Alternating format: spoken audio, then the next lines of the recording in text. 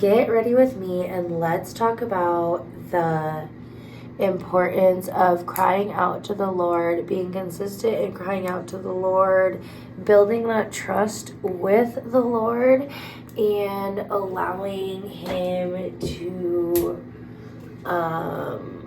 mold and build our faith.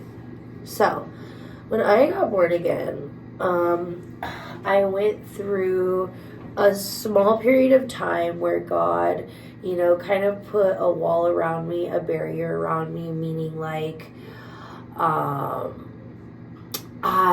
wasn't experiencing warfare at that time. Like, I wasn't experiencing any type of anything on my mind. Like, the Lord just had me in like this blissful, like, state at that time. And then I went into a season of like persecution within like my own family, friends, the religious church that I was attending at the time. And obviously at this time I'm newly born again. And so I believe I have to attend a church. I have to, I believe like it was basically religion because there was a generational curse of religion as well on my bloodline. And so I went through that, and then I went straight from that into an isolation period where God isolated me and was like refining me, taking things out of my life, taking people out of my life, taking habits out of my life. And then I went straight into a wilderness season for like a year and a half where I was getting super high every day, crying out to God every day, dealing with the depression, anxiety, suicidal thoughts, but believing God to come through because I knew God was going to come through. Like, He's God. He's going to come through for me.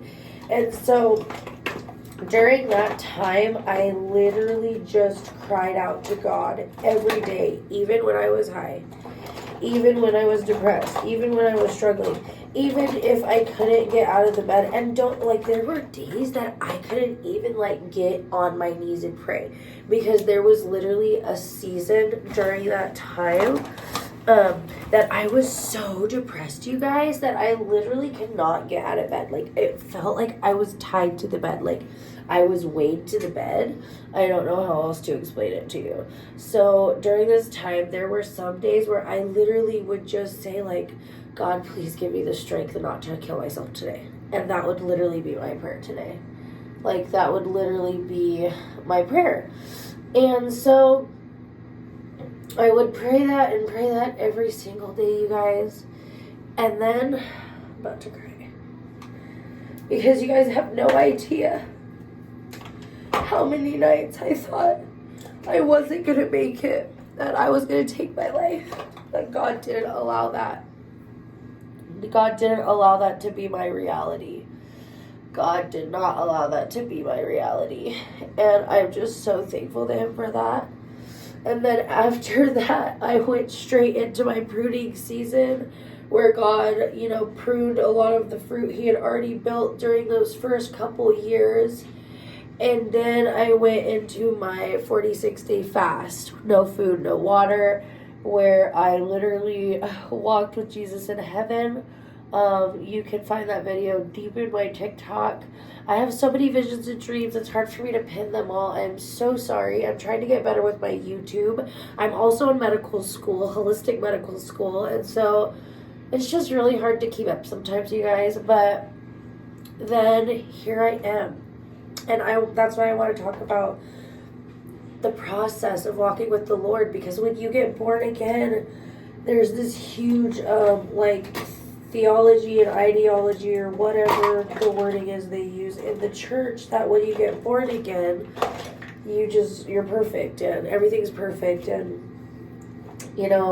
I don't know, it's so deceptive because since I got born again in 2020, the warfare hasn't quit.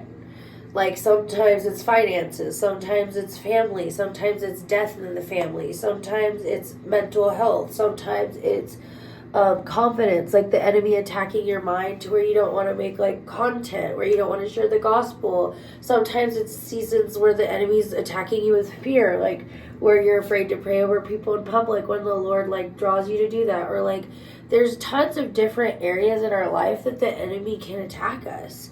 And there's tons of, different seasons in our walk. And how are we going to grow? How are we going to have wisdom and knowledge to deal with trials and tribulations, to then help other people with their trials and tribulations if we don't go through our own trials and tribulations? So I just want to encourage you today, if you're going through a season of shame and guilt, if you're going through a season of eating your own vomit and just sitting over and over and then feeling shame and then feeling guilt, I just want to encourage you that it's okay. Everything's going to be okay. You're going to make it. And eventually these seasons are going to end. And just continue to seek the Holy Spirit. Continue to read the words. Continue to worship.